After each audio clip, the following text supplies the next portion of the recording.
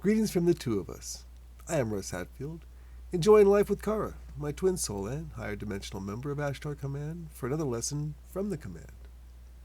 This latest one was channeled by Omal through Mark Crocker and is called What is Hades Base? Now, we had a new guest who had joined our channeling session for the first time, and Omal gave her a rundown on who he was and what the base was. He then goes on to explain how the base itself is in the sixth dimension, but held within a fifth dimensional workspace so that it can be miles across but actually be no bigger than a garage. We see similar technology with Mary Poppins in the TARDIS of Doctor Who. The fifth dimension allows things to be bigger on the inside. You can follow our online transcript at the link below. Please subscribe if you want at the end of the video to be alerted to future channeling sessions, editorials from Kara and myself, and lessons from the Center for Ascension. And now, what is Hades Base? Okay, let us open the floor for questions. As I note that you have a inflammation of the lower, I think it would be esophageal area. Yes.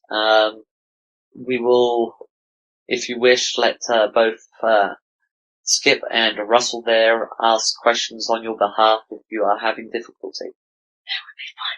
Or ask questions that you might wish to ask, but they think of first.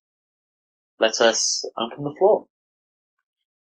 Okay. Real quickly, Omal, why don't you tell Laura a little bit about yourself? Okay, I have the somewhat dubious distinction of being the base commander in charge of this bunch of reprobates. The base that we work on is a six-dimensional workspace that is encapsulated by a fifth-dimensional space. So in actual fact, we are broadcasting from the fifth dimension, but within the sixth. Hades base itself is sequestered about 5 of your miles below the surface of the planet Mars in the sixth dimension, but within a fifth dimensional part of the space that inhabits.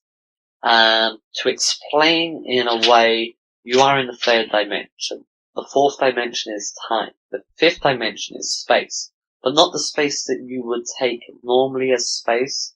It is the space where an object appears somewhat different and the laws of physics are somewhat different.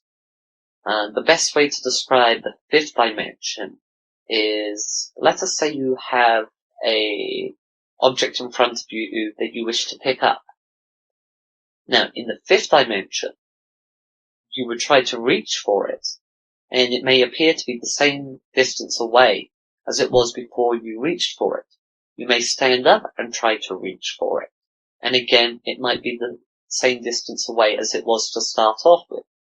But if you were to turn 180 degrees and walk away from the object, you may suddenly find yourself almost stepping on it and being able to pick it up.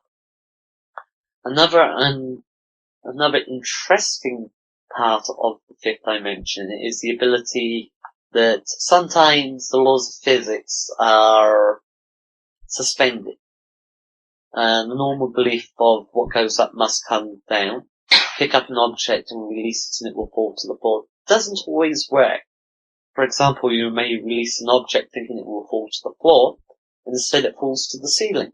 Very interesting. Or you may be walking along, walk into a wall, walk up the wall, across the ceiling, down the other wall. You can also open up a box, let us say, a foot by a foot, and slide in a pole that is 10 feet long. And the pole may fall to the bottom of the box and may take a considerable length of time to do so.